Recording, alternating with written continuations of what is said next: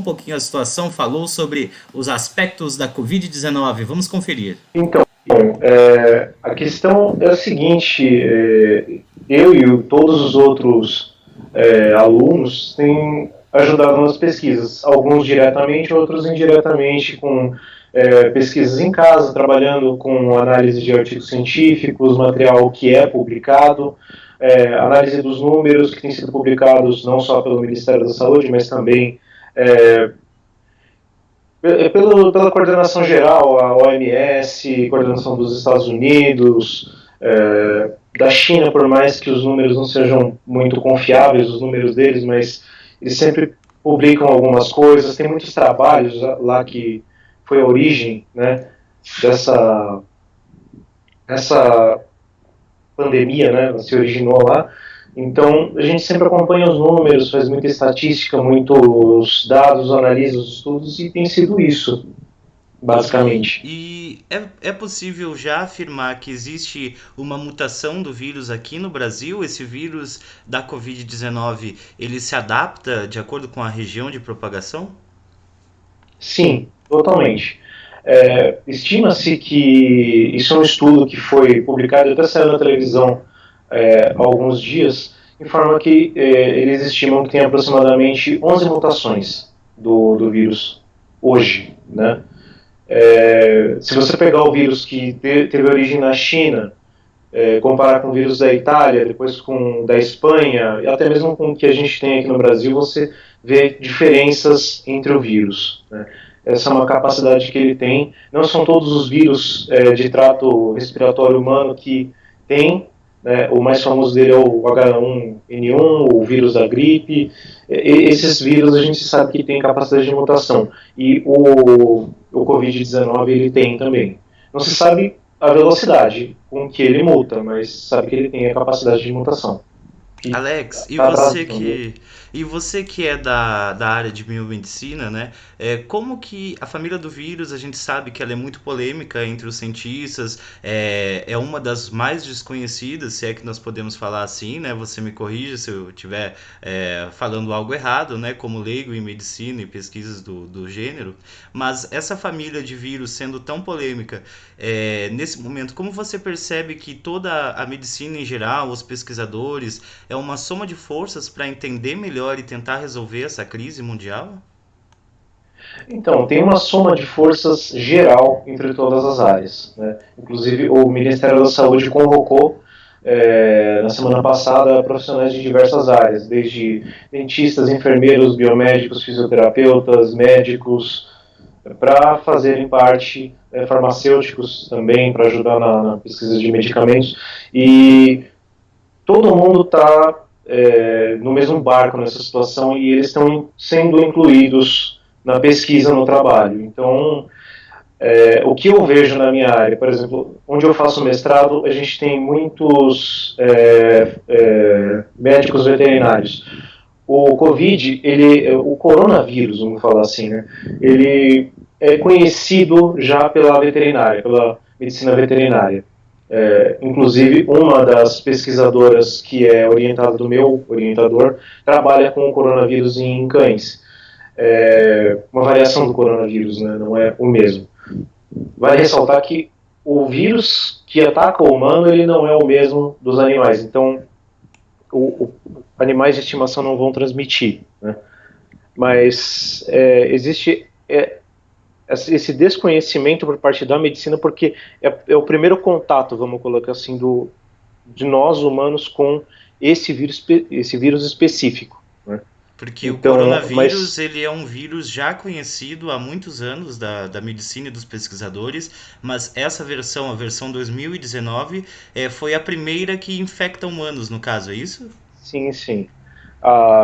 O que acontece é que anteriormente já existiam pesquisas desse vírus em animais, né? Mas agora ele mutou e passou a infectar humanos também, e tem causado toda essa pandemia. E fala se já sabe alguma coisa. Você tem acompanhado os trabalhos de pesquisa? Chegou a me falar em uma grande universidade aqui de São Paulo, né? Qual tem sido o foco desses estudos, do acompanhamento? Os esforços dos pesquisadores têm sido mais em qual sentido, na sua opinião? Descobrir a forma como o vírus infecta, como ele se comporta dentro do organismo e principalmente a busca por uma vacina que, vale ressaltar, a vacina ela não é a cura, ela é uma prevenção.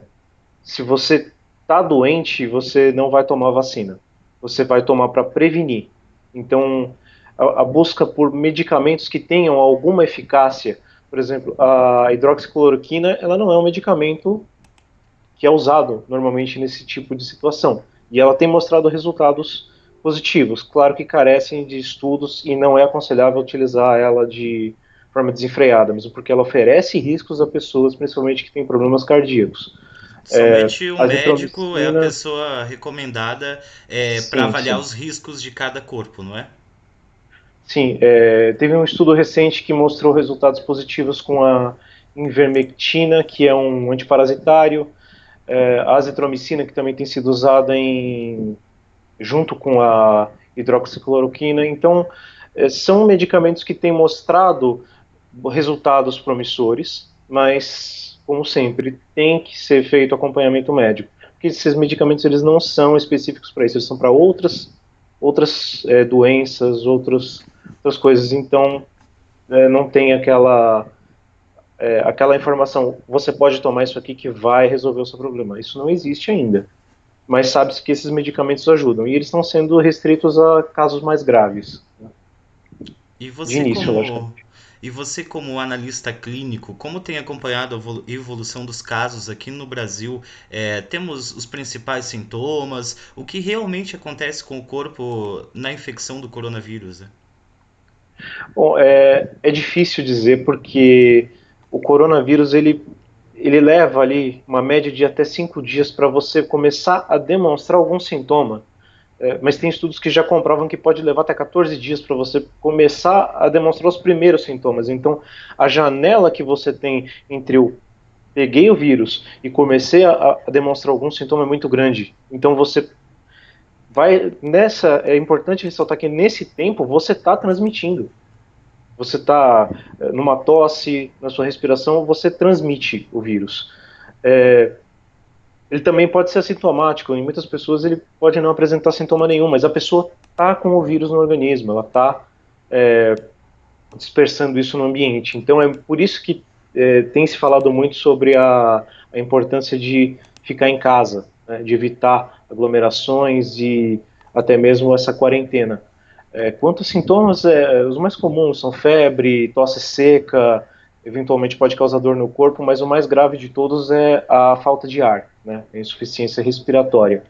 Esse é o sintoma que normalmente, quando se apresenta, você tem que correr para o médico, Isso porque significa uma evolução mais acentuada da doença, é sim, isso? sim, quando começa a apresentar esse sintoma é o momento de procurar ajuda.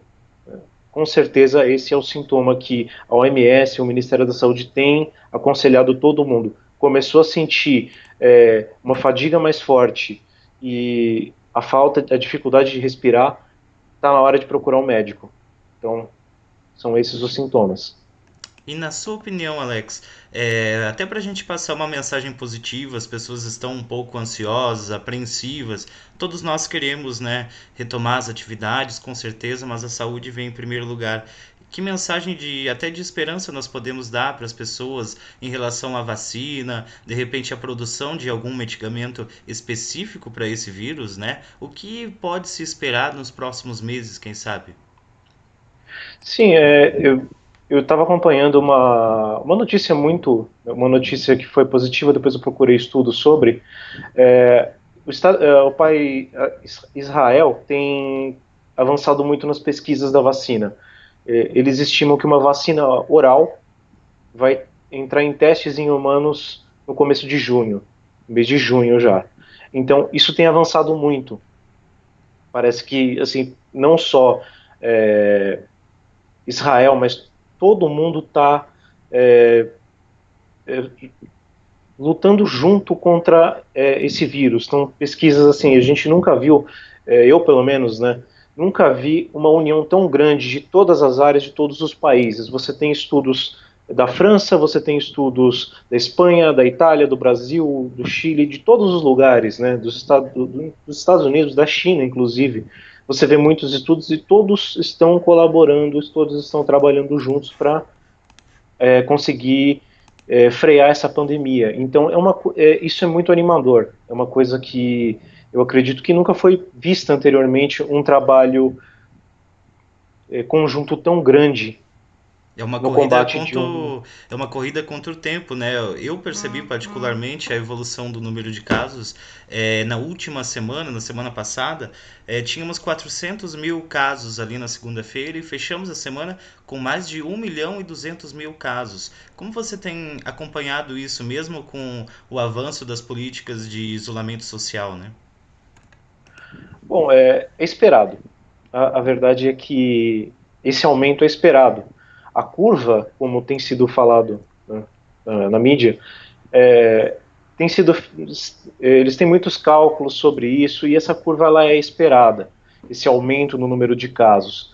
Porque, assim, como foi dito, você tem uma situação muito complexa onde a pessoa demora a demonstrar sintomas, muitas vezes ela é assintomática, então muitas pessoas também não estão seguindo as recomendações. A Itália, por exemplo, a Itália e a Espanha, eles demoraram muito a começar a seguir as recomendações e isso fez com que o vírus se disseminasse de uma forma absurda. Aqui no Brasil, tem informações sobre o primeiro caso aqui no Brasil de fevereiro. Foi falado em janeiro, mas depois foi desmentido. Mas eles falam no começo do mês de fevereiro, pouco antes do carnaval. Então você imagina que os primeiros casos aqui no Brasil, o primeiro caso aqui antes do carnaval, a pessoa foi para o carnaval, como que isso se dissemina? Então, por mais que tenha demorado para ter uma ação inicial, agora as coisas estão caminhando mais. Eles estão seguindo a evolução da curva, logicamente, mas a tendência agora é que o número de casos comece a reduzir, né? Desde que sejam, logicamente, seguidas as recomendações. Os Estados Unidos. Inclusive, deixa eu só pegar um gancho. Você falou na evolução do número de casos e no carnaval. Ele ter acontecido em fevereiro, segundo o ministro, foi algo positivo, né? Porque evitou um laço de propagação muito maior do vírus. Mais ou menos por aí a linha mesmo? O que acontece? Se ele tivesse sido feito depois, com o aumento do número de casos fora do país, muito mais pessoas, muito mais turistas, possivelmente portadores do vírus, poderiam ter vindo para cá, o que seria muito pior. E como foi dito anteriormente, como a gente sabe, o vírus ele demora para demonstrar qualquer sintoma. Então, posteriormente, muito mais pessoas iam ser portadoras do vírus, iam estar vindo para cá para o carnaval, muitos turistas, e a situação poderia ter sido muito pior. Então vamos imaginar que em uma aglomeração onde você tem 10 mil pessoas no fluxo de carnaval, 100 pessoas tinham o vírus, eles vão disseminar de uma maneira grande. Mas imagina, posteriormente, com o aumento do número de casos, esse número poderia ser 1.000 pessoas, 2.000 pessoas portadoras disseminando, poderia ser muito pior. Então eu acredito que o Mandetta tem razão na fala dele. Aliás, ele tem feito um trabalho exemplar, tem sido uma pessoa muito precisa nas suas atitudes e nas suas falas. E minha impressão, inclusive, acrescentando, é que o Brasil é um dos países que está mais à frente, inclusive, né, na questão de prevenção no número de casos. Nós vemos grandes potências como os Estados Unidos sofrendo muito com tudo isso. O Brasil, contudo, né, todas as críticas que existem ao sistema de saúde, pelo menos existe um sistema de saúde integrado e parece que faz toda a diferença isso, né? Sim, sim, realmente o sistema de saúde, o SUS, tem se mostrado bastante eficiente. Claro que assim, alguns estados do país eles têm acusado subnotificação. Essa subnotificação ela aconteceria exatamente pela janela imunológica, esse tempo de demora do vírus demonstrar os sintomas e até mesmo sobre as pessoas que são portadoras do vírus e não são assintomáticas. Então, querendo ou não, esse número pode ser muito maior. Alguns estados têm falado sobre números maiores, mas no geral, o padrão que nós temos seguido aqui para a prevenção tem sido bom. Claro que assim, o governo tem feito um bom trabalho, mas falta, na minha concepção, um pouco de conscientização por parte das pessoas. Né? Ainda eu vejo que muitas pessoas ainda não estão levando essa situação a sério. E é uma situação preocupante, eu imagino, porque, por exemplo, essa semana eu tive que ir para o laboratório e quando eu fui para lá, eu fui com transporte público e eu era o único no ônibus que estava vestindo uma máscara cirúrgica, que estava tomando cuidado, mantendo distância. Eu era o único e as pessoas estavam ali, sabe, olhando Como como se eu fosse um alien, né? com a vida É, normal, no caso. a pessoa está levando, a maioria das pessoas está levando, pelo menos aqui a noção que eu estou tendo, que boa parte das pessoas está levando normalmente, vamos falar assim. Eles não estão tomando muito a sério a situação. Claro que tem pessoas que estão na luta, estão ali, né, tendo responsabilidade, tomando os cuidados, mas eu vejo que muita gente ainda não está tendo noção do quão isso pode ser perigoso.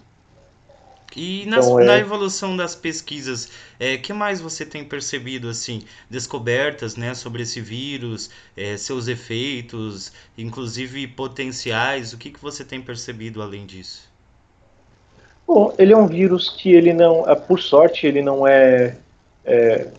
tem uma alta letalidade, mas como ele possui uma capacidade de mutação, é sempre um risco, é sempre uma situação perigosa. Né? A gente não sabe como ele pode acabar mudando, quanto isso pode ser um risco. Né?